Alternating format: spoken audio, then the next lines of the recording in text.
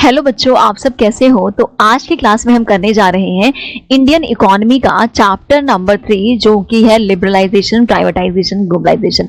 अगर हम बात करें तो इंडियन इकोनॉमी का अब तक का ये सबसे बिगेस्ट रिफॉर्म था। तो अगर किसी भी देश में इतना बड़ा रिफॉर्म आता है तो उसके पीछे कुछ बहुत बड़े रीजंस होते हैं जिसके कारण ये रिफॉर्म आया। तो आज की क्लास में हम जानेंगे ऐसे क्या कारण थे जिसके कारण इंडियन इकोनॉमी में इतना बड़ा रिफॉर्म एलपीजी इंट्रोड्यूस करना पड़ा। ये समझने के लिए थोड़ा हम पहले जाते हैं। जब हमारा देश आजाद हुआ था तो हम तो था कि भाई अब देश को आगे बढ़ाना है, देश को चलाना है, तो हमें इकोनॉमिक सिस्टम डिसाइड करना था। इकोनॉमिक सिस्टम मतलब प्रोडक्शन से रिलेटेड, ठीक है। इकोनॉमिक सिस्टम कैसा हो हमारा, तो इकोनॉमिक सिस्टम जो होता है वो 3 प्रकार के होते हैं। एक होता है कैपिटलिस्ट, जिसके अंदर सारा ज्यादातर जो अधिकार है वो किसके पास रहता है, प्राइवेट सेक्टर के पास। दूसरा होता है सोशलिस्ट, जिसके अंदर ज्यादातर अधिकार किसके पास होगा, गवर्नमेंट के पास। और तीसरा होता है मिक्स्ड इकोनॉमी, उसके अंदर आधा गवर्नमेंट आधा प्राइवेट, राइट। तो हमने मिक्स्ड इकोनॉमी अपनाया कि भाई प्राइवेट को भी काम करने दो और गवर्नमेंट अपना काम करेगी। लेकिन क्योंकि हम लोग डरे हुए थे, हमारे ऊपर अंग्रेजों ने 200 ईयर्स तक कंट्रोल किया, क्योंकि हमने बाहर के लोगों को इंडिया आने दिया ट्रेड करने के लिए, और इसलिए हम बहुत डरे हुए थे। तो हमने प्राइवेट सेक्टर को भी क्या करना शुरू कर दिया, बहुत कंट्रोल करना शुरू कर दिया। इतना कंट्रोल किया कि जो हमने मिक्स्ड इकोनॉमी सिस्टम चुना था वो बन करके सोशलिस्ट इकोनॉमी हो गया। मतलब अगर कंपनीज कितना क्या प्रोडक्शन करेंगी, कितना प्रोडक्शन करेंगी और किस प्राइस में बेचेंगे, कितने एम्प्लॉयज हायर करेंगी, everything was decided by the government. और इसी सिस्टम को बोला गया लाइसेंस राज सिस्टम, ठीक है। तो इसके कारण क्या हो पाया कि अगर मतलब चाहे कोई इंसान हो चाहे कंपनी हो, अगर आप उसे इतना ज्यादा कंट्रोल करोगे, हर चीज उसकी कंट्रोल करोगे, तो ऑब्वियस सी बात है वो ग्रो नहीं कर पाएगी। तो सेम वही हमारी कंट्री के साथ हुआ। और दूसरा क्या था कि अगर कोई प्राइवेट सेक्टर आना चाहता है तो इतने सारे रूल्स रेगुलेशन, इतने सारे लाइसेंसिंग सिस्टम कि कोई भी आसानी से इस क्षेत्र में नहीं आ सकता था, कोई भी प्राइवेट सेक्टर, राइट। तो ये हालात, द रीजन बीइंग कि भाई हमारे साथ ऐसा हुआ था इसलिए हम ऐसा बर्ताव भी कर रहे थे। और मतलब प्राइवेट सेक्टर को तो जब हम अपने ही देश के प्राइवेट सेक्टर को नहीं काम करने दे रहे हैं खुले तरीके से, तो ये तो बात भूल ही जाने की थी कि हम बाहर की अब्रॉड कंट्रीज को बोलेंगे भाई आओ हम आपको यहाँ पे फ्री ट्रेड करने देंगे, आपको ऐसा एनवायरमेंट प्रोवाइड करेंगे कि आप आसानी, मतलब बाहर के लिए भी हमने पूरा बंद कर रखा था अपने देश को, और जो हमारे खुद के प्राइवेट सेक्टर थे उनको भी हमने पूरा कंट्रोल किया हुआ था। द रीजन बीइंग हम डरे हुए थे, है ना। तो ये सब इसीलिए हमारी उस टाइम की अर्थव्यवस्था को हम बोलते थे क्लोज्ड इकोनॉमी। मतलब हमने बाहर के देशों के लिए अपनी इकोनॉमी को हमने बंद करके रखा था, ठीक है। अब क्या हुआ भाई, देश चलता गया धीरे धीरे, ऐसा नहीं कि एक दिन के अंदर 1991 में ऐसे हालात हो गए कि हमारे पास 2 दिन की चीजें इंपोर्ट करने के लिए मतलब कि हमारे पास ऐसे हालात हो गए कि सिर्फ 15 दिन का इंपोर्ट करने के लिए हमारे पास पैसे थे। उसके बाद हमारे पास फॉरेन रिजर्व डॉलर खत्म हो जाएंगे कि हम बाहर की कंट्री से कुछ भी इंपोर्ट कर सके, राइट। क्योंकि अगर हमें इंपोर्ट करना है हमारे पास फॉरेन रिजर्व होना चाहिए। मतलब एटलीस्ट अगर हमें ऑयल तक भी इंपोर्ट करना है तो वो तक भी इंपोर्ट करने के हमारे पास पैसे नहीं रह जाएंगे। देश चलाने के लिए सिर्फ 2 हफ्ते के पैसे थे, और 2 हफ्ते बाद हम एकदम कंगाल होने वाले थे, जहां पर देश को चलाने के लिए, देश को आगे बढ़ाने के लिए हमारे पास कोई इकोनॉमी नहीं थी। और ऐसी इकोनॉमी क्रैश हो जाती है जैसे हमने श्रीलंकन इकोनॉमी को देखा था, राइट। लेकिन हमने ऐसा क्या किया कि हमारी इकोनॉमी बच गई, राइट। तो धीरे धीरे इस चैप्टर में आगे बढ़ेंगे और हम देखते हैं। Okay, since independence India followed the mixed economy system, but in reality the public sector dominated and the control and regulation of the Indian economy and the private sector was ignored। और ऐसा चलता रहा 40 सालों तक, और जिसने हमारी economy की ग्रोथ को बहुत ज्यादा हैम्पर किया। और मतलब कि ऑब्वियस सी बात है सब गवर्नमेंट के हाथ में रहेगा तो गवर्नमेंट एंटरप्राइजेस नहीं काम करती इतने एफिशिएंटली। और मतलब गवर्नमेंट कार भी बना रही है, वॉचेस बना रही है, होटल इंडस्ट्री में नहीं, तो गवर्नमेंट इस चीज मतलब यहाँ रह के भी गवर्नमेंट घाटा कर रही थी। ऐसी बहुत सारे पीएसयू थे, public sector undertaking, government companies थी जो कि अच्छा प्रॉफिट अर्न कर रही थी, लेकिन बहुत ज्यादा उसके कंपैरिजन में ज्यादा एंटरप्राइजेस ऐसी थी जो कि घाटे में थी। राइट। अब भाई गवर्नमेंट का अर्निंग का जो स्रोत है वहां से पैसे नहीं आएंगे तो देश कैसे चलेगा। तो एक रीजन ये भी था, ये नहीं कि ये ओनली रीजन था, राइट। तो अब हम आगे बढ़ते हैं। अगला क्या है, इन द लेट 1980 क्या हुआ, क्राइसिस ऑफ 1991। तो जब 1991 की बारे में बात करें कि जब 1991 का टाइम था तो उस टाइम पे उस दिन के हालात कैसे थे, उन दिनों के हालात कैसे थे। उन दिनों के हालात कुछ यूं थे, गवर्नमेंट के एक्सपेंडिचर, खर्चा बहुत ज्यादा था, इनकम बहुत कम थी। ऐसा नहीं था ये हालात एक दिन में बने थे, जो पिछली और गवर्नमेंट थी और काफी सालों से यही होता जा रहा था कि एक्सपेंडिचर बहुत ज्यादा, इनकम बहुत कम, एक्सपेंडिचर बहुत ज्यादा, इनकम बहुत कम, तो बहुत ज्यादा लोन लेना पड़ता। भाई अब हालात ऐसे बन गए थे कि हमारे पास लोन का इंटरेस्ट देने के लिए भी पैसे नहीं थे। अगर लोन का इंटरेस्ट देने के लिए पैसे नहीं होंगे तो ऑब्वियस सी बात है कोई हमें लोन देने के लिए भी तैयार नहीं होगा। हमने ऑलरेडी हर कंट्री से लोन मांग चुके थे और अब हालात ऐसे थे कि हमारे पास लोन का इंटरेस्ट देने के भी पैसे नहीं थे। तो हर लोग, सारी कंट्री, सारी गवर्नमेंट हमसे मुंह मोड़ने लगी कि भैया भारत को लोन नहीं देना, ये देश नहीं बचने वाला अभी, राइट। और क्या हुआ भाई, देखो अब लोन लिए जा रहे हैं, लोन, पैसे तो आ रहे हैं, है ना, पैसों का फ्लो हो रहा है, लेकिन प्रोडक्शन नहीं हो रहा, चीजें कम, चीजें उतनी है लेकिन लोन के थ्रू पैसे आए जा रहे हैं। पैसे ज्यादा है, चीजें कम है, तो क्या होगा, प्राइजेस बढ़ने लगेगा, तो चीजों के प्राइजेस बढ़ने लगे, इन्फ्लेशन आ गया, दूसरी वजह। तीसरा क्या हुआ, फॉरेन एक्सचेंज रिजर्व इतना डिक्लाइन हो गया कि सिर्फ 2 हफ्ते इंपोर्ट करने के पैसे थे। 2 हफ्ते बाद हमारा देश उस हालात में रहने वाला था कि हमारे पास देश को चलाने के लिए कोई पैसा नहीं रहता। And there was also not sufficient foreign exchange to pay the interest। जो हमने उधारी की थी उसका इंटरेस्ट पे करने के भी पैसे नहीं थे। इंडिया, भाई देखो सबने मना कर दिया और मतलब ये तक हुआ था कि जो रिजर्व बैंक ऑफ इंडिया के पास जो गोल्ड वगैरह सोना रखा होता है, एट द एंड जब हालात इतने बुरे हो गए, सबने लोन देने से इनकार कर दिया, तो उस सोने को गिरवी रख के मतलब इंग्लैंड के बैंक में और सब जगह जगह गिरवी रख के लोन लिया गया, लेकिन उससे भी हालात नहीं सुधरे, वो भी पैसे खा पी के खत्म हो गए। अब क्या, हम IMF के पास गए कि भैया हमें लोन चाहिए, वी वांट $7 बिलियन लोन, हमें लोन चाहिए, हमें भाई इकोनॉमी वो आगे बढ़ाना है, आगे ट्रेड करना है, सामान इंपोर्ट करना है, देश चलाना है, तो उसके लिए हमें पैसे चाहिए।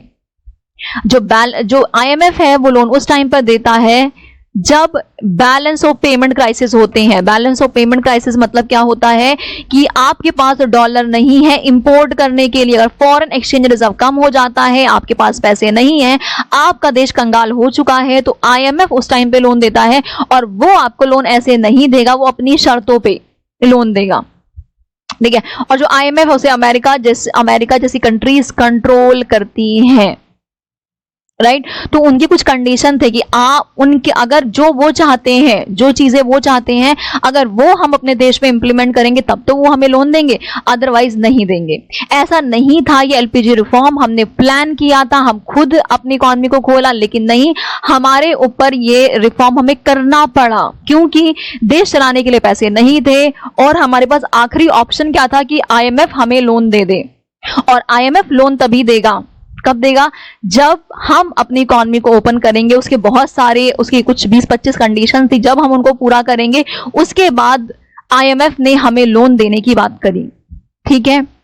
तो हमें इकोनॉमी को ओपन करना पड़ा, हमारे पास और कोई ऑप्शन नहीं था अगर हम अपने देश को चलाना चाहते थे तो, राइट। क्या बोला कि अगर तुम इंटरनेशनल एजेंसी बोला कि अगर तुम लोन लेना है भाई अपनी इकोनॉमी को ओपन करो, तो क्या ओपन है, वही हम LPG के अंदर पढ़ेंगे कि IMF के बोलने पे हमने इकोनॉमी में जो भी रिफॉर्म किया उसे क्या बोला गया, उसे लिबरलाइजेशन, प्राइवेटाइजेशन, ग्लोबलाइजेशन, जो कि हमारा चैप्टर है वो हम पढ़ेंगे। By removing restriction on the private sector, reduce the role of the government sector in many areas and, उन्होंने क्या बोला भाई, प्राइवेट सेक्टर का के ऊपर जो इतना कंट्रोल है उसे कम करो, उन्हें फ्री काम करने दो, गवर्नमेंट अपने रोल को कम करो, जहां आपकी नीड है वही काम करो, भैया कहाँ होटल कारोबार में लगे हुए हो ये प्राइवेट को सौंप दो, ठीक है। और रिमूव ट्रेड, अगर और दूसरा क्या बोला गया कि यहां से तो अपने लोगों को तो आपको देश के तो मतलब फ्रीडम देनी है, दूसरा फॉरेन से ट्रेड करने के लिए भी अपनी इकोनॉमी को ओपन करो, नहीं। तो ये सारी चीजें थी इंडिया की ये हालात थे जिसके कारण ये था कि भाई ये करोगे तो हम लोन देंगे, नहीं तो नहीं। अब इंडिया को डिसीजन लेना था तो इसी एलपीजी को ही बोला गया न्यू इकोनॉमिक पॉलिसी। क्या बोला गया? न्यू इकोनॉमिक पॉलिसी, जिसके अंदर एलपीजी आया। ठीक है, अब न्यू इकोनॉमिक पॉलिसी को दो पार्ट में डिवाइड किया गया। एक था स्टेबलाइजेशन मेजर। स्टेबलाइजेशन के लिए क्या था? इकोनॉमी को स्टेबल करने के लिए भाई उन्हें आईएमएफ से $7 बिलियन की उधारी ली। भाई अगर बैलेंस ऑफ पेमेंट पैसे नहीं है, इंपोर्ट करने के प्राइस पैसे नहीं है और इन्फ्लेशन बढ़ रहा है, तो उसके लिए तो मुझे स्टेबलाइज इकोनॉमी को स्टेबल करना है। स्टेबल कैसे होगा? जब आपके पास पैसे आएंगे आप चीजें इंपोर्ट कर पाओगे, है ना। जब चीजें और जब इंपोर्ट करने के जब पैसे नहीं होते, है ना, इंपोर्ट करने के जब पैसे नहीं होते तब भी प्राइसेस बढ़ जाते हैं। तो जब इंपोर्ट करने के पैसे आ जाएंगे, चीजें इजिली इंपोर्ट हो जाएंगे, तो प्राइसेस भी कंट्रोल हो जाएंगे, राइट। तो पहले इकोनॉमी को स्टेबल करो उधार लेकर के। अब हमारी इकोनॉमी स्टेबल हो गई थी, अब स्ट्रक्चरल रिफॉर्म करने थे। भाई ये तो शॉर्ट टर्म के लिए हो गया कि हमारी इकोनॉमी में पैसे आ गए, हमने खरीद लिया ये वो, कि आगे तक इकोनॉमी को कैसे लेके जाए, वो था स्ट्रक्चरल रिफॉर्म। उसे ही बोला गया एलपीजी, जिसके बारे में हम चर्चा करेंगे। इसके अंदर था हमें इंडियन इकोनॉमी की जो एफिशिएंसी है उसे इंप्रूव करना है और कॉम्पिटिटिवनेस बढ़ानी है, जो रिजिडिटी है, जो कंट्रोल है, उसे कम करना है। तो हम आगे देखते हैं रीजन 4। देखो मैंने कुछ रीजन अभी तक हम डिस्कस कर चुके हैं कि क्या रीजन थे इकोनॉमिक रिफॉर्म के, लेकिन अब हम सारे रीजन 1 to 1 डिस्कस करने जा रहे हैं, जो कि as per your book. Okay तो पहला क्या है? Poor performance of public sector. Public sector आपको बताया कि ये ज्यादातर चीजें पीएसयू पब्लिक सेक्टर के हाथ में थी, लेकिन वो बैड परफॉर्म कर रही थी, उन्हें घाटा हो रहा था। घाटा होगा तो भैया घाटा तो भरना पड़ेगा, पैसे नहीं आ रहे, रेवेन्यू कम होगा गवर्नमेंट का, तो ऑब्वियसली देश के हालात खराब होंगे। कोई भी इकोनॉमी, कोई भी देश तब चलता है जब उसके हाथ में पैसे हो, उसकी इकोनॉमी स्ट्रांग हो। इकोनॉमी तभी स्ट्रांग होती है जब उसके हाथ में पैसे होते हैं, राइट। फिर डेफिसिट बैलेंस ऑफ पेमेंट, तो हम पूरा एक चैप्टर में करेंगे। फिर भी बैलेंस ऑफ पेमेंट को आप ये समझो बस कि एक ऐसा अकाउंट जिसके अंदर फॉरेन एक्सचेंज डॉलर, मतलब फॉरेन एक्सचेंज, फॉरेन करेंसी कितनी आई कितनी गई रहता है। तो फॉरेन करेंसी हमारे पास बहुत कम थी, फॉरेन रिजर्व बहुत कम था, तो हमारे पास इंपोर्ट करने के पैसे नहीं थे। सिर्फ 2 हफ्ते तक हम चीजें इंपोर्ट कर सकते दूसरी कंट्रीज से, बाकी हमारे पास कुछ था नहीं। अगला इन्फ्लेशनरी, भाई इंपोर्ट करने के पैसे नहीं है तो वैसे भी दाम बढ़ेंगे, लोन हो रहा है, प्रोडक्शन नहीं हो रहा तो वैसे भी दाम बढ़ेंगे, तो प्राइसेस बहुत हाई हो गए थे। फॉरेन एक्सचेंज रिजर्व कम हो गया, ठीक है। और फॉरेन एक्सचेंज बता दिया मैंने आपको क्या, ह्यूज बर्डन ऑफ डेट हमारे ऊपर, उधारी। मतलब ऐसा नहीं है कि 1991 में गवर्नमेंट आई उसने उधारी कर ली, नहीं, पुरानी जितनी भी गवर्नमेंट थी उधार पे उधार करे जा रही थी। एक्सपेंडिचर बहुत ज्यादा थे, इनकम बहुत कम थी, उधार फिर उधार फिर उधार, और फिर 1991 में ऐसे हालात हो गए कि भैया अब देश चलाने के लिए पैसा नहीं है। दूसरे देशों ने भी भारत की मदद करने से इनकार कर दिया, ठीक है। तो अब हम आगे बढ़ते हैं। इन एफिशिएंट मैनेजमेंट, ऑब्वियस सी बात है, जो पीएसयू है गवर्नमेंट कंपनी चला रही है तो एफिशिएंटली मैनेज नहीं कर रही थी। आपको पता है पब्लिक सेक्टर बहुत ही कम ही ढंग से काम करते हैं, एम्प्लॉयज थोड़ा लेजी वर्क करेंगे, है ना। लेकिन कुछ कुछ पीएसयू बहुत अच्छा परफॉर्म कर रहे थे, प्राइवेट से भी अच्छा, राइट। तो अगला तो अब हम एक एक करके डिस्कस करेंगे। तो आज हम डिस्कस करने वाले हैं लिबरलाइजेशन। लिबरल होना, लिबरल का मतलब समझते हो ना, अपने विचारों को ओपन करना, लिबरल करना। उसी प्रकार हमें इकोनॉमी को लिबरल करना था, इकोनॉमी को ओपन करना था। और लिबरल कैसे होंगे? लिबरल होंगे हम प्राइवेटाइज करके और ग्लोबलाइज करके, है ना। लिबरल कैसे होंगे? देखो जो एलपीजी है, एल का मतलब क्या है, जो ये एलपीजी हम पढ़ रहे हैं, ओके कहाँ गया ये, जो हम एलपीजी पढ़ रहे हैं, एल मतलब होता है लिबरल। लिबरल किसके लिए? अपने इकोनॉमी को ओपन करना है, लिबरल करना है प्राइवेट सेक्टर के लिए, जो प्राइवेट उसके लिए लिबरल होना है। और फॉरेन के लिए, अब्रॉड के लिए ग्लोबलाइज्ड करना है, मतलब अपने देश को सारे विश्व के लिए ओपन कर दो, सारा विश्व आपके लिए ओपन है, आपस में ट्रेड करो, ठीक है। तो इसे बोला गया। तो ये रिफॉर्म आता है कुल 1991 में। तो इससे क्या हुआ, है ना, मतलब फिर बहुत सारी कंपनीज आई, प्राइवेट सेक्टर में बहुत कंपनीज बढ़ी, एम्प्लॉयमेंट बढ़ी, देश आगे बढ़ा। तो बात ये आती है, क्या अगर ये रिफॉर्म 1991 से पहले आता, 1947 में ही ले जाते, तो क्या हमारा देश और आगे होता? बताओ। दही क्योंकि उस टाइम हमारी इकोनॉमी ओपन थी, प्राइवेट सेक्टर भी तैयार नहीं था। वो सिर्फ तब खोलते ना, सिर्फ ये होता हमारा प्राइवेट सेक्टर कुछ नहीं कर पाता, सिर्फ बाहर की कंपनीज आती और वही कंट्रोल करती, तो वो हमारे देश के लिए बिल्कुल अच्छा नहीं होता, हमारी इकोनॉमी बर्बाद हो जाती। फिर भी तो 1991 that was the right time कि एक एलपीजी रिफॉर्म को इंट्रोड्यूस किया गया, राइट। तो प्रायर 1991 तो लिबरलाइजेशन में क्या है, 1991 से पहले बहुत रेस्ट्रिक्शन थी लाइसेंस के लिए। अगर आपको कुछ कंपनी स्टार्ट करनी है, प्रोडक्शन करना है, लाइसेंस लेना है, इंपोर्ट के लिए and export, trade, dealing and form. तो क्या है, 1991 से पहले गवर्नमेंट की बहुत सारी रेस्ट्रिक्शन थी और उस रेस्ट्रिक्शन को ऑपरेट करती थी थ्रू लाइसेंसिंग। इंपोर्ट में, एक्सपोर्ट में, डीलिंग, फॉरेन एक्सचेंज, हर जगह गवर्नमेंट की रेस्ट्रिक्शन थी, ठीक है। इन जुलाई 1991 तो बहुत एक package of economic reform introduce हुआ, उसके अंदर बहुत सारे इकोनॉमिक रिफॉर्म थे जो कि हम 1 to 1 डिस्कस करेंगे। अब लिबरलाइजेशन का मतलब क्या होता है, removal of entry and growth restriction. कोई आता है तो भैया आसानी से आने दो काम करने के लिए, और कोई आ गया है तो उसे मतलब कोई आ रहा है तो उसे आने दो आसानी से, और कोई आ गया है तो अब उसे अच्छे से काम करने दो। तो दो चीजें हुई लिबरलाइजेशन के अंदर। तो पहले क्या था, ना तो गवर्नमेंट आने देती थी आसानी से, और आ गया तो ना ही वो काम करने देती थी आसानी से, राइट। तो liberalisation involves deregulation and reduction of government control. इसके लिबरलाइजेशन के अंदर क्या है, deregulation and reduction of government control को कम करना है, ग्रेटर ऑटोनॉमी, ग्रेटर जो फ्रीडम है वो प्राइवेट इन्वेस्टमेंट, प्राइवेट सेक्टर को देना है, ठीक है। इसका पर्पस क्या था कि to unlock the economic potential, economic की जो पोटेंशियल, इकोनॉमी और ग्रो कर सकती है उसकी ताकत को और ओपन करना है ताकि एमएनसीज वगैरह आए।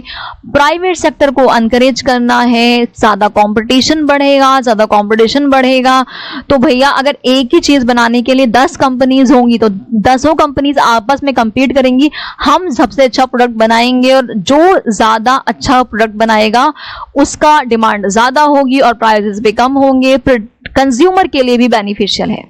ओके, तो हम आगे बढ़ते हैं। इकोनॉमिक रिफॉर्म्स जो भी हुए, इसके अंदर इंडस्ट्रियल सेक्टर में रिफॉर्म आया, फाइनेंशियल सेक्टर में tax reform, foreign exchange reform, trade and investment policy reform, मतलब वही ना पैकेज था इकोनॉमिक रिफॉर्म का।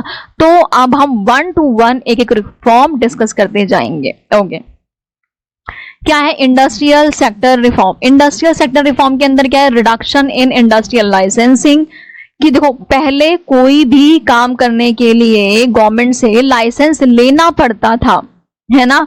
तो एलपीजी आने के बाद लाइसेंसिंग को, लिबरल का मतलब क्या है, लाइसेंसिंग को खत्म, अबॉलिश किया गया।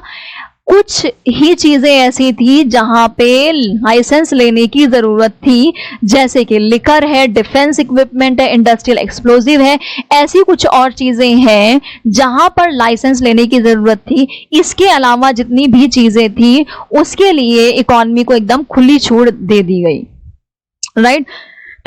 No licence was needed to set up new unit. अगर आपकी कंपनी ऑलरेडी है, एक नया यूनिट बनाना चाहते हो तब भी परमिशन नहीं लेनी। आप एक्सपेंड या डाइवर्सिफाई करना चाहते हो, पहले आप प्रोडक्शन कम करने थे ज्यादा करना चाहते हो, या पहले आप शैम्पू ही बनाते तब आप तेल भी बनाना चाहते हो, डाइवर्सिफाई करना चाहते हो, तो किसी भी काम के लिए आपको गवर्नमेंट से परमिशन लेने की जरूरत नहीं है, लाइसेंस लेने की जरूरत नहीं है। However, license is required to certain industries, जहां पे कुछ हैजार्डस चीजें हो या सिक्योरिटी से रिलेटेड चीजें हो तो भैया वहां तो लाइसेंस लेना पड़ेगा। ये हो गया। और पब्लिक सेक्टर का रोल कम किया गया, है ना। और कुछ एरियाज पब्लिक सेक्टर के लिए रिजर्व कर दिए गए। पहले 17 इंडस्ट्रीज थी, उसे 3 इंडस्ट्रीज में सीमित कर दिया गया। The number of industries exclusively reserve for public sector reduced from 17 to 3। Defence, atomic energy, railway, ये 3 पब्लिक सेक्टर के लिए एक्सक्लूसिवली था, ठीक है। बाकी सेक्टर प्राइवेट के लिए ओपन कर दिए गए थे। अब क्या है, D reservation under small industry. पहले जो प्रोडक्ट स्मॉल स्केल इंडस्ट्री बनाते उन्हें रिजर्व करके रखा हुआ था, है ना, डी रिजर्वेशन, मतलब कि ये स्मॉल स्केल इंडस्ट्रीज ही बनाएंगे, तो उसे ओपन कर दिया कि सब बना सकते हैं। और दूसरा क्या किया, इसमें स्मॉल स्केल इंडस्ट्रीज के लिए जो लिमिट होती है, ठीक है, उसे बढ़ाया गया। आई थिंक पहले 5 लाख हुआ करती थी, तो उसे इंक्रीज करके 1 करोड़ कर दिया गया। ठीक है, in many industries the market was allowed to determine the prices, और अब प्राइसेस गवर्नमेंट नहीं डिसाइड करती थी, through demand and supply decide होने लग गया, है ना। डिमांड ये बनता है ना ऐसे, ये डिमांड, ये का सप्लाई, तो प्राइस डिसाइड हो गया, तो ऐसे करके।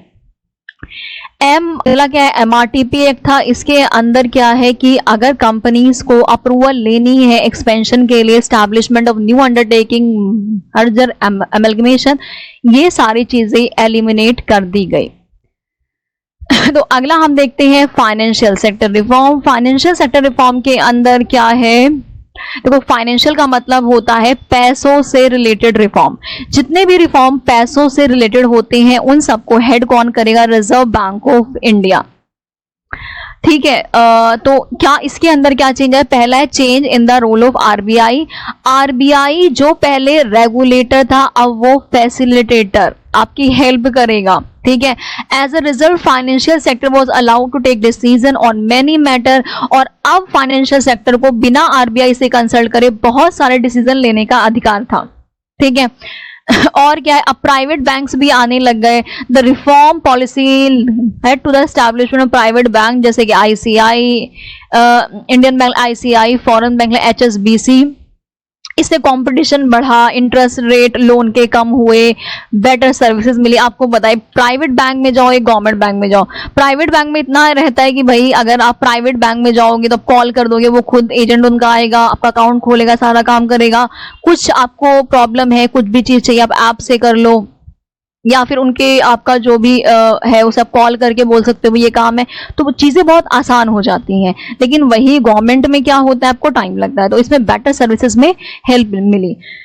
Increase in the limit of foreign investment की लिमिट बढ़ा करके 51% कर दी गई। The limit of foreign investment was raise to around 51%। Ease in expansion process, अगर कोई banks were given freedom to set up new branches without the approval of the RBI. Okay, आगे बढ़ते हैं। अगला है टैक्स रिफॉर्म किए गए। Tax reform also refers to reform in government taxation and public. तो टैक्स रिफॉर्म में भाई देखो, पहला टैक्स रिफॉर्म के रिडक्शन, डायरेक्ट टैक्स कम किया गया, इनडायरेक्ट टैक्स कम किया गया, और जो प्रोसेस था भैया आप टैक्स भी पे कर रहे हो, आप इतना लाइन में लगो, इतनी मेहनत करो, इंतजार करो, वो सारी चीजें हटा दी गई। टैक्स पेमेंट का जो प्रोसीजर था उसे सिंप्लीफाइड कर दिया गया। तो डायरेक्ट टैक्स कम हुआ, इनडायरेक्ट टैक्स कम हुआ, और प्रोसेस को सिंप्लीफाई किया गया। अगला क्या है, एक्सपोर्ट, मतलब अगर आप सामान इंपोर्ट करना है बाहर से तो इतना ही इंपोर्ट कर सकते हो, एक्सपोर्ट करना है तो इतना ही एक्सपोर्ट कर सकते हो। तो एक कोटा डिसाइडेड था, उसको हटा दिया गया कि भैया जितना चाहो उतना इंपोर्ट और एक्सपोर्ट करो। एक्सपोर्ट ड्यूटी हटा दी गई। देखो हर कंट्रीज क्या करती है, एक्सपोर्ट ड्यूटी ज्यादातर कंट्रीज हटा देती हैं। The reason being, export duty अगर नहीं रहेगी तो वो सामान सस्ता, जैसे कि कोई सामान से 20 रुपए का है ना, अगर हमने उसके अंदर 5 रुपए एक्सपोर्ट ड्यूटी लगा दी तो उस सामान की कीमत 25 रुपए हो गई। अब हमारे यहाँ इंडिया का इंसान अगर यही चीज आगे बाहर बेचेगा तो 25 की बिकेगी। अगर एक्सपोर्ट ड्यूटी नहीं लगाएंगे तो इसकी कीमत 20 रुपए की रहेगी, जो कि ज्यादा कॉम्पिटिटिव है, राइट। तो इसीलिए एक्सपोर्ट ड्यूटी हटा देते हैं ताकि जब हमारे देश का सामान दूसरे देश में जाए तो वो सस्ता हो और फिर हमारे पास ढेर सारे फॉरेन एक्सचेंज आ पाए। ठीक है, अगला है relaxation in import licensing system. The licensing system मतलब कि हटा दिया कि भाई अगर आप इंपोर्ट करने के लिए पहले लाइसेंस लेना पड़ता था, वो हटा दिया गया। लेकिन हाँ, अगर आप कोई हैजार्डस चीज या एनवायरमेंटल सेंसिटिव चीज अगर आप इंपोर्ट कर रहे हो, then you have to take the licence.